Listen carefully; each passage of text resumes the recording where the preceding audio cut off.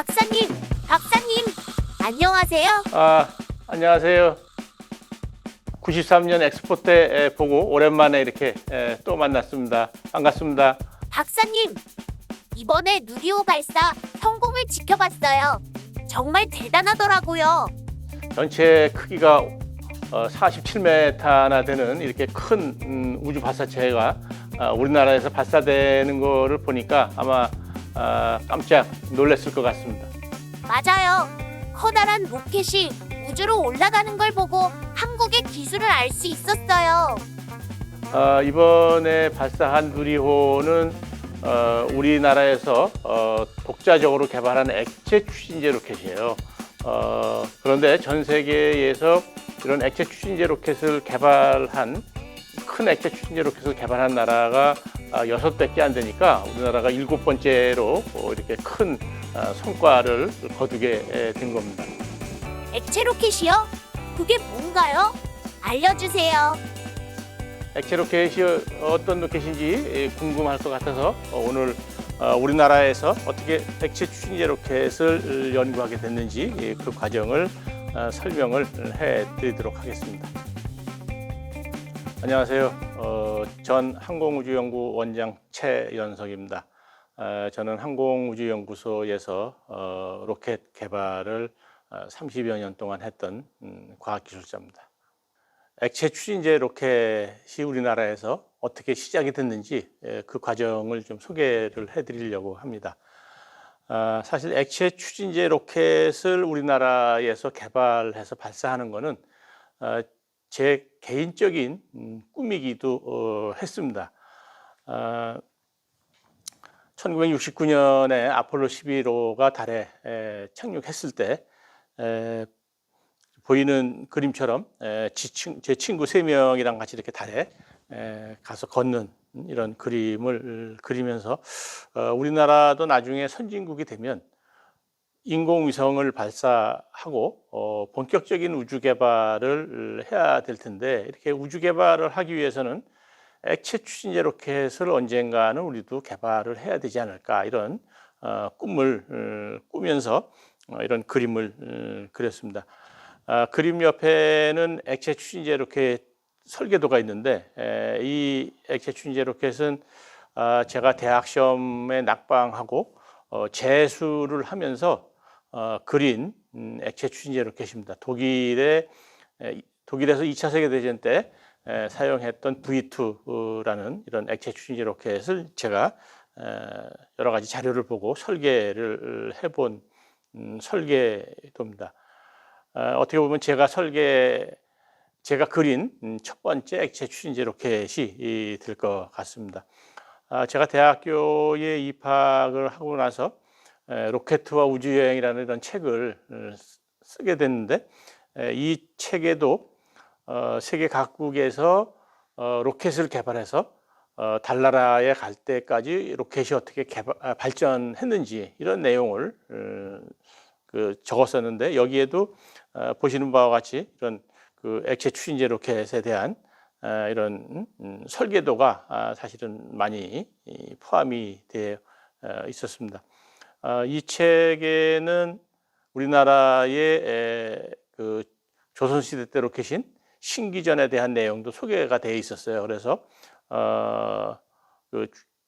이 책이 1972년도에 우량도서로 정부에서 선정하는 우량도서로 이렇게 선정되기도 했었고 저는 제가 쓴 첫 번째 책이 우량도서로 선정되면서 학교에서 장학금을 받아서 공부를 할 수 있게 이렇게 됐습니다. 국내에서 공부를 저는 대학 학부에서는 물리학을 하고 대학원에서는 기계공학을 공부한 다음에 로켓에 대한 본격적인 공부를 해야 되겠다라고 해서 미국의 미시시피 주립대학에 가서 이 로켓을 컴퓨터를 이용을 해서 로켓을 실험하고 설계하는 이런 공부를 했습니다.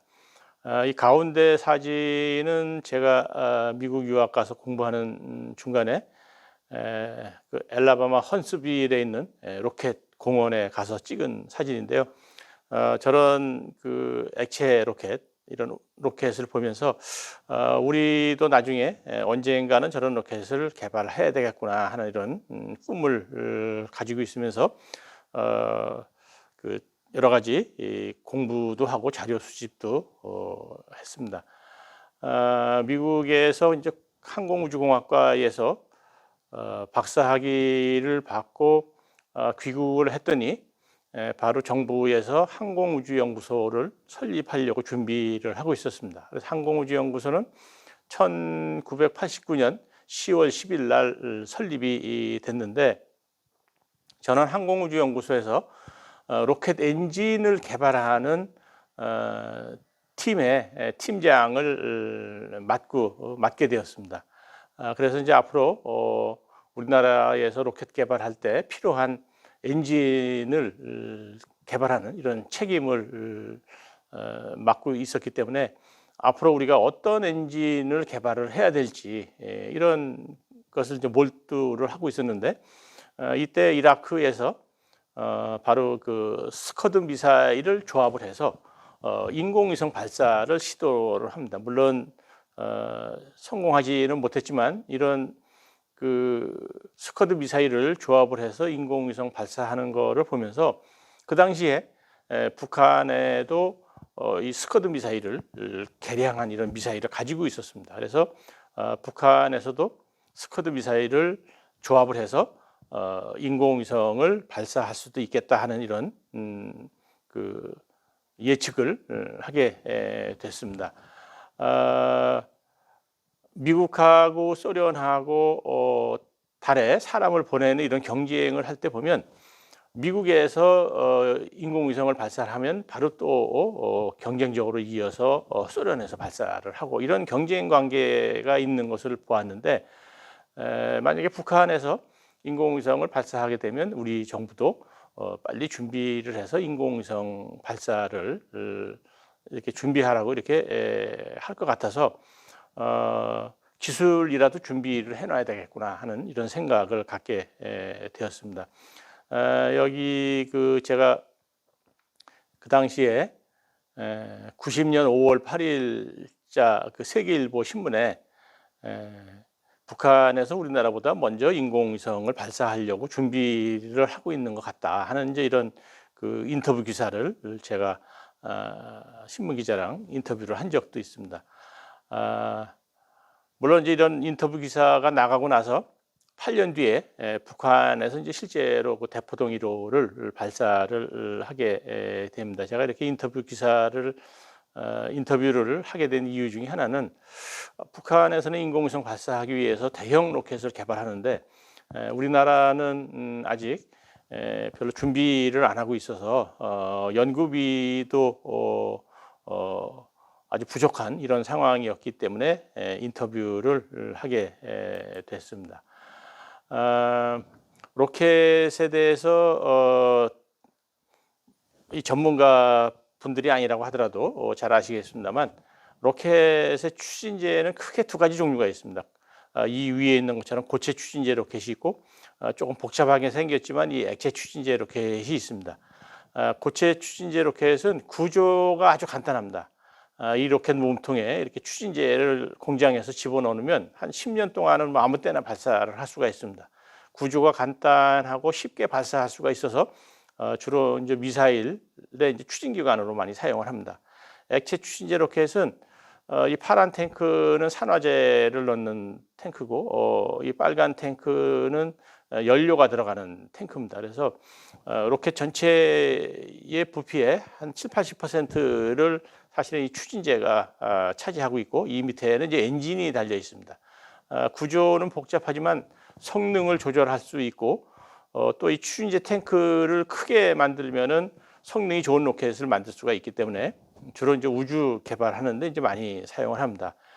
우리나라 같은 경우에는 미사일 개발을 하기 위해서 오래전서부터 이 고체 추진제 로켓에 대해서는 많이 연구가 되어 있었지만 우주 발사체용으로 사용되는 이런 액체 추진제 로켓은 전혀 연구가 안 됐던 이런 상황입니다. 그래서 항공우주연구소에서 로켓을 개발하는 목적은 바로 인공위성을 발사하는 이런 우주 발사체를 개발하는 거기 때문에 액체 추진제 로켓을 개발을 해야 되겠다라는 이런 생각을 가지고 아주 적은 액체 추진제 로켓부터 항공우주연구소에서 연구를 하기 시작을 했습니다. 1991년부터 연구를 시작을 해서 95년경에 첫 번째로 실험을 하게 됐습니다. 로켓은 길이가 한 20cm 정도 되는 아주 작은 이런 로켓입니다만 어떻든 처음 개발하는 거기 때문에 이렇게 작은 로켓부터 이제 연구를 시작을 했습니다. 95년 9월 6일 날 첫 번째 실험에 성공을 했는데요. 그 실험하는 광경을 한번 보시겠습니다. 여기는 시험 통계로다. 지금부터 연소 시험을 실시한다. 연소 10초 전, 9초, 8초, 7초, 6초, 5초, 4초, 3초, 2초, 1초, 서봐.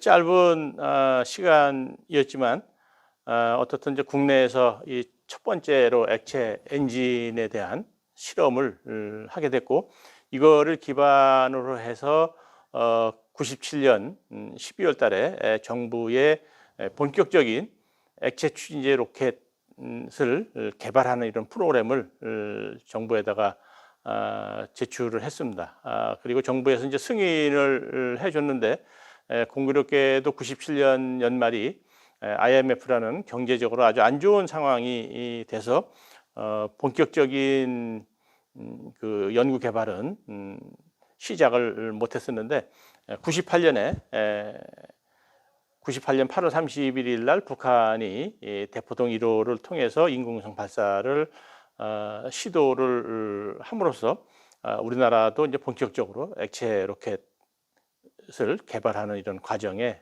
돌입을 하게 됩니다. 보시는 바와 같이 이제 우리나라에서 아주 소형 액체 엔진은 개발했지만 과학 로켓에 사용되는 엔진은 추력이 13톤이기 때문에 방금 전에 동영상에서 보셨던 그 로켓 엔진보다는 70배 이상 큰 이런 추진력을 발생하는 로켓입니다. 그래서 저희도 아주 작은 것부터 이렇게 점차적으로 큰 로켓을 개발해서 실험을 하게 되었습니다. 이 사진은 저희가 엔진 개발을 끝낸 뒤에 발사장으로 보내기 위해서 엔진 개발에 참여했던 연구원들이랑 같이 기념 사진을 찍은 거고요. 그 옆에 로켓이 바로 발사를 준비하기 전에 그 구조 실험을 하기 위해서 지금 준비를 하고 있는 이런 모습입니다. 우리나라 최초의 액체 추진제 로켓인 KS-3는 2003년 11월 28일 날 화면에 보시는 바와 같이 이렇게 그 서해안 발사대에서 성공적으로 이렇게 발사가 됐습니다. 발사하는 영상을 한번 보시겠습니다.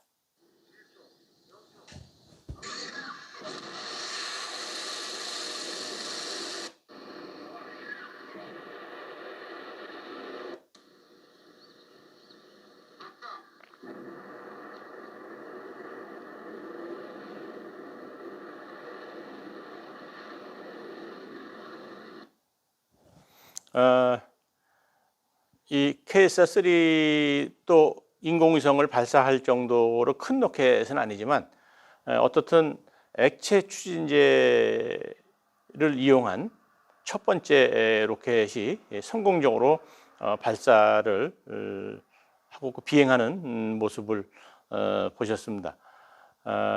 이 KS-3 로켓이 작기는 하지만 어떻든 국내에서 처음으로 개발하는 이런 그 액체 추진제 로켓인데 외국에서 기술의 어떤 도움을 받을 수가 없었습니다. 그래서 항공우주연구소의 한 30여 명의 연구원들이 이 우리나라 최초의 액체 추진제 로켓을 독자적으로 개발하면서 액체 추진제 로켓의 설계, 제작, 실험, 비행 이런 과정을 전부 또 공부를 하게 됐고, 이렇게 해서 액체 추진제 로켓에 대한 설계 기술, 제작, 발사 기술을 익히게 된 것이 어떻게 보면 이번에 누리호 발사를 하는데, 누리호를 개발하고 발사하는데 큰 그 도움이 됐으리라고 이렇게 생각이 됩니다.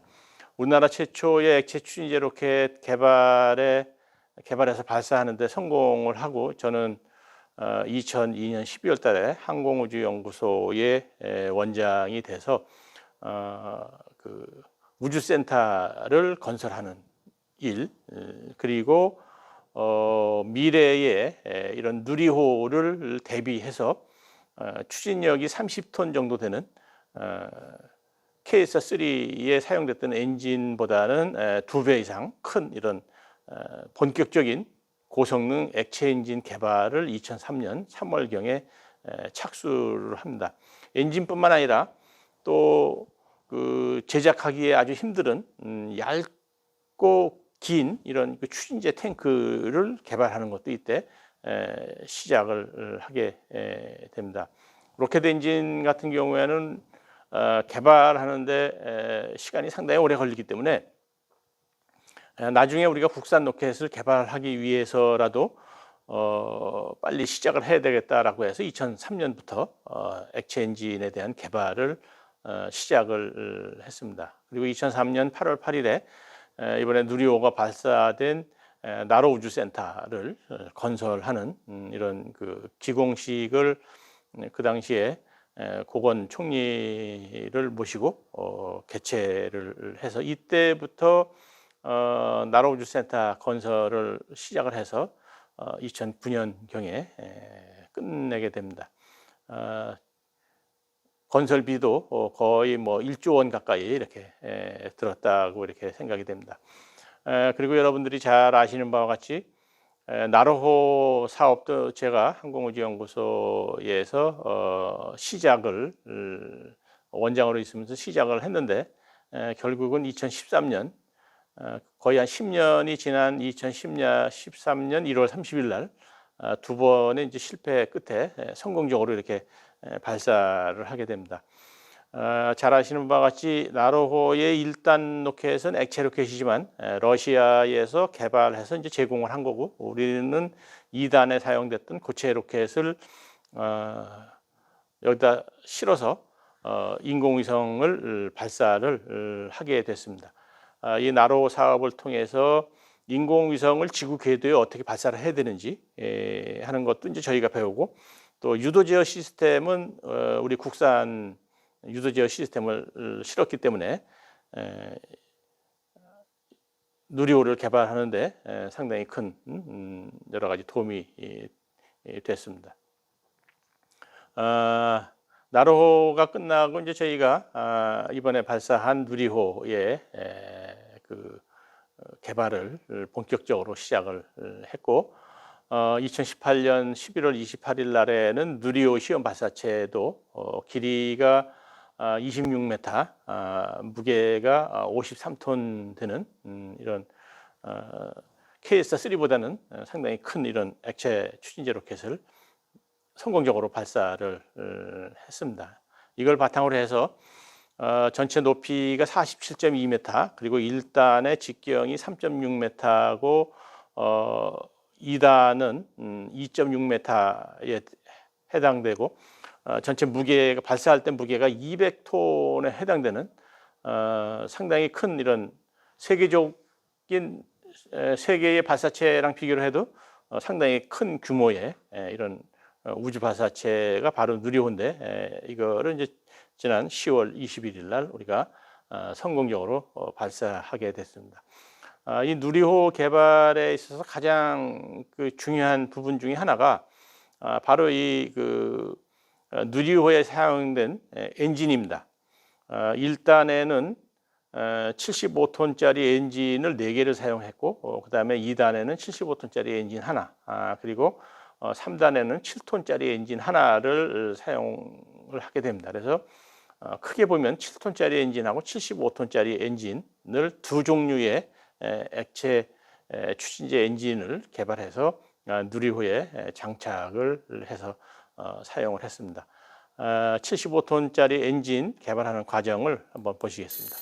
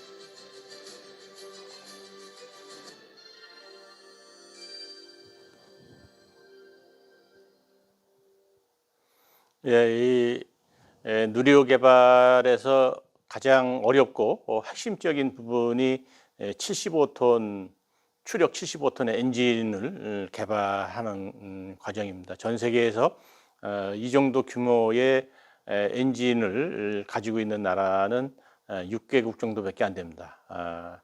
우리나라가 세계에서 7번째로 이렇게 큰 로켓 엔진을 개발을 했고, 이런 능력은 우리나라의 과학기술 수준이 이미 세계 최고의 어떤 선진국 수준에 올라왔다 하는 것을 간접적으로 보여주는 이런 큰 일이라고 이렇게 생각이 됩니다. 지금 보신 이 75톤 엔진은 제가 1995년에 시작했던 추력 180kg짜리 엔진, 그리고 2002년에 발사한 추력 13톤짜리 KS3 엔진, 그리고 제가 항우연의 원장으로 있으면서 개발을 시작한 그 30톤짜리 엔진, 이런 것들이 바탕이 돼서 75톤짜리 엔진까지 개발이 됐습니다. 이렇게 75톤짜리 엔진 개발하는 데만도 30년 정도 이렇게 걸린 이런 일이었습니다. 이런 엔진 개발을 바탕으로 해서 지난번에 우리가 그 누리호를 발사할 수가 있었는데요. 이 액체 로켓만 해도 1970년에 제가 그린 이 V2 로켓, 그리고 2002년에 성공적으로 발사한 KS3에 이어서 우리가 독자적으로 이 누리호를 개발할 수가 있게 되었습니다. 개인적으로 보면 제가 V2 로켓의 설계도를 그린 지 50년 만에 이번에 누리호가 성공적으로 발사되는 이런 꿈 같은 일이 이루어지게 되었습니다. 이번 발사할 때 저는 그 KTB라는 데서 제가 시작했던 이 액체 로켓의 그 결론인 누리호가 발사되는 이런 광경을 해설을 하면서 이제 저도 지켜보게 되었습니다. 이번에 누리호 발사에서 여러분도 잘 아시는 바와 같이 3단 로켓이 한 40여 초 정도 성능이 제대로 나오지를 않아서 그때 실었던 무게 1.5톤급의 인공위성이 궤도에 진입하는 데는 실패를 했습니다만 전체적으로 이번에 확인된 것은 설계 성능의 90%에 해당되는 1.3톤급의 인공위성은 충분히 지구 궤도에 발사할 수 있는 이런 성능이다 하는 것은 확인이 되었습니다. 우주 발사체를 첫 번 개발하면서 이렇게 또 첫 발사에서 설계 성능의 90% 정도의 이런 성능을 발휘했다고 하는 것은 정말 그 우주 발사체를 개발하는 이런 차원에서는 정말 저는 기적이 일어난 이런 엄청난 성과라고 이렇게 생각이 됩니다. 그만큼 우리나라 과학기술진의 능력이 뛰어나다 하는 것을 보여주는 것이고, 아마 그 내년에 발사에서는 모든 부분이 다 잘 성공이 돼서 1.5톤급의 위성을 700km 궤도에 올릴 수 있는 이런 발사체를 우리가 확보하게 되고, 이 누리호를 이용하면 달나라에도 300~400kg짜리 탐사선을 충분히 보낼 수 있는 이런 수준이 되기 때문에 이 누리호 개발을 통해서 우리나라가 자유롭게 우주를 개발할 수 있는 이런 본격적인 시대로 접어들었다라고 볼 수가 있습니다. 지난 21일 날 발사되는 누리호 발사 광경을 한번 보도록 하겠습니다.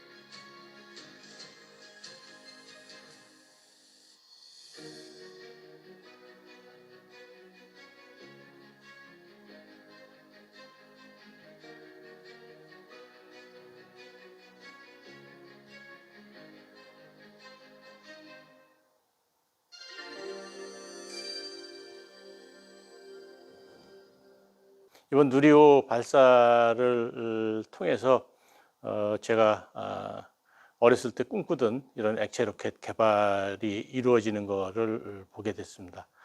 우리 청소년 분들도 과학기술자의 꿈을 가지고 미래를 위해서 큰 준비를 해보시기 바랍니다. 감사합니다.